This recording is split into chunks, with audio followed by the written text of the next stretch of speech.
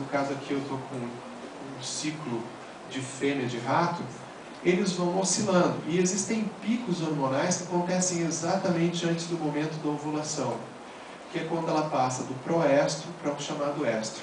Vocês vejam que existe uma sinalização bem característica. Assim, se eu mexer com a colocação desses hormônios, ou com os picos, ou com a distância entre os picos, ou com a duração desses picos, eu vou estar, na verdade, alterando a disposição das células que existem dentro do útero e, portanto, ela vai estar disponível ou não para a fertilização. O que já foi uma coisa bem interessante é que modulações nos níveis de estrógeno e progesterona através de injeções fazem com que seja possível modular o estro. E isso se reflete numa mudança da postura da rata que se torna, então, responsiva ou disponível para que o macho efetue a cópula. Então, esse tipo de experimentos foram os que geraram a ideia de que feromônios são importantes. Eu botei aqui, quando eu comecei a me interessar por esse assunto, eu comecei a querer associar não só a parte comportamental, como mudanças bioquímicas nesse assunto. Então, esse foi um dos primeiros trabalhos que a gente publicou no laboratório sobre isso, onde eu quis estudar a parte comportamental exploratória e os efeitos de modulação do metabolismo, né, que no caso aqui o redox que eu estudei era ligado ao metabolismo, quando eu expunha ratas fêmeas, virgens, que nunca tinham tido contato com os machos. Isso deu um baita trabalho para fazer no laboratório. A gente teve que criar uma sala onde as ratas tinham um ar-condicionado separado, onde não se tinha nenhum macho que entrasse ali, nenhum rato macho. A roupa dos funcionários era trocada, separada. As caixas eram caixas que só eram usadas para isso, para que elas nunca tivessem contato com cheiro de macho nenhum. Essas fêmeas, quando chegavam na idade reprodutora, nós separávamos, pegávamos caixas com machos adultos, deixávamos os machos urinarem na maravalha bastante, a gente tirava essa maravalha urinada pelos machos e colocava as fêmeas em cima por meia hora. E depois fazia experimentos com intervalos de tempo a partir disso. Por que eu usei maravalha urinada por ratos? Porque, ao contrário de alguns mamíferos, no rato, vários feromônios são secretados na urina e são estabilizados através de proteínas que eles têm na urina, chamadas MUPs. No nosso caso, por exemplo, isso não existe. Nossa urina não tem proteínas, porque se tivesse, inclusive, seria uma doença, porque a gente estaria com problema na filtração. Mas os ratos, eles secretam uma grande quantidade de proteínas, então elas todas estão protegendo feromônios. E a gente começou a estudar, então, o que acontecia com essas ratas em testes comportamentais básicos.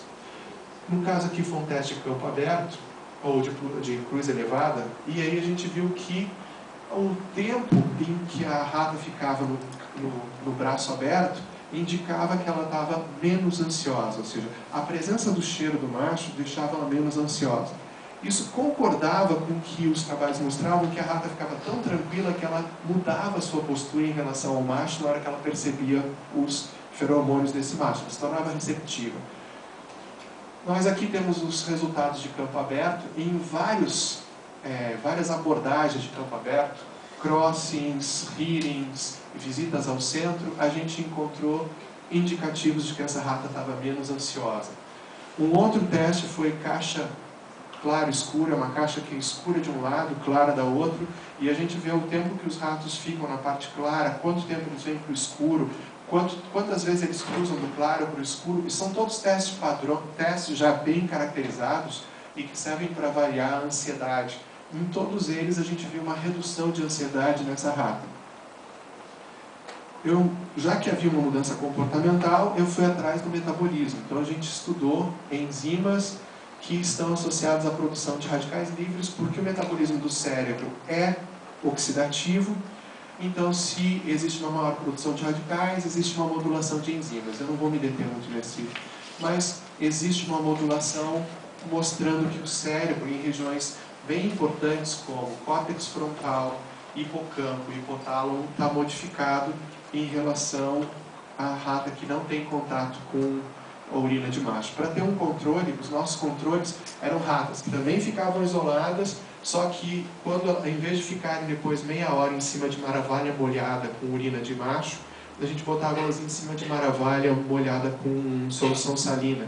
Então o toque era igual, era úmido, era quente, aquecido também, mas não tinham justamente os feromônios. Esse experimento depois foi refinado, eu separei as proteínas da parte líquida da urina e só aplicava as proteínas da urina do rato e o efeito era esse. Aqui a gente tem uma ideia de modulação por danos oxidativos, modulação de defesas antioxidantes não enzimáticas, e elas também são moduladas em presença de urina de rato. Aí eu estava discutindo com esse aluno, que foi o Guilherme, que fez o mestrado lá nesse assunto, e a gente decidiu, bom, será que só o cérebro modula? Ou todo o corpo do rato está modulando, já que existe uma mudança hormonal? E a gente foi atrás disso e mostrou que existia sim uma modulação em toda a parte fisiológica da rata, e a gente estudou principalmente o ovário e o útero, e viu que existia uma modificação nas enzimas que tem a ver com estresse e metabolismo. Nós vimos também uma modificação nos danos, e isso é bem interessante, porque o ato de fecundação ele é extremamente oxidante. Né? Existem muitas modulações que têm que ser feitas no trato vaginal da mulher e dentro do útero para que o espermatozoide consiga chegar e fecundar o óvulo. E a mulher tem que acontecer essa modulação toda de proteção, porque senão os radicais livres produzidos nesse momento danificam a estrutura nuclear, tanto do óvulo como do espermatozoide, e essa fusão, né, óvulo-espermatozoide é inviável, ou leva a uma formação defeituosa. Então, o animal ele tem que responder, quando ele responde comportamentalmente ao ato de fecundação, ao ato de reprodução, ele também tem que responder bioquimicamente, fisiologicamente a esse ato, modificando a sua regulação para que isso possa acontecer. Então, com esses trabalhos, a gente juntou essa ideia. O que eu botei esse slide aqui? É bem interessante quando a gente começa a imaginar ou entender que, tanto pelo bulbo, pelo canal acessório, que recebe feromônios, como através do receptor olfatório principal, e no caso de homens, pelo principal, os sinais chegam até a parte básica do nosso cérebro, né, que a gente chamaria tronco, e envolvem respostas muito primitivas, que envolve pituitária, tronco, hipocampo, hipotálamo, só que a partir de um certo momento essa resposta se espraia para todas as outras regiões do nosso sistema.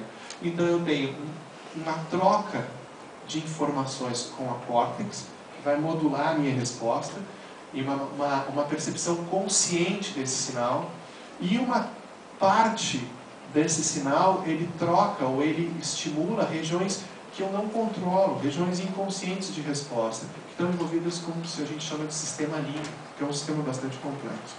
No rato ou em outros animais, também existe essa troca com o sistema límbico e com a córtex.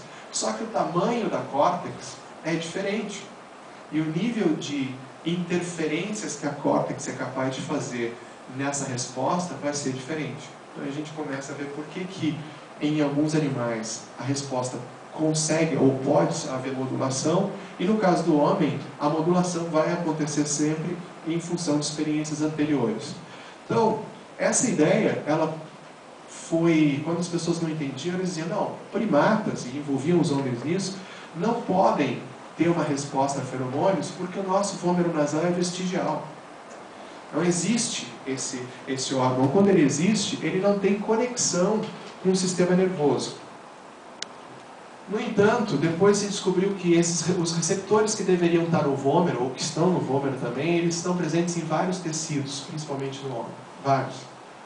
No céu da boca, língua, epitélio principal, rim, fígado, coração. É bem interessante essa distribuição.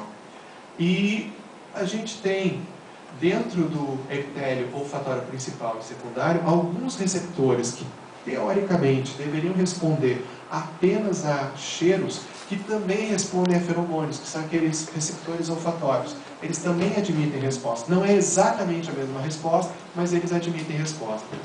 E recentemente saiu um trabalho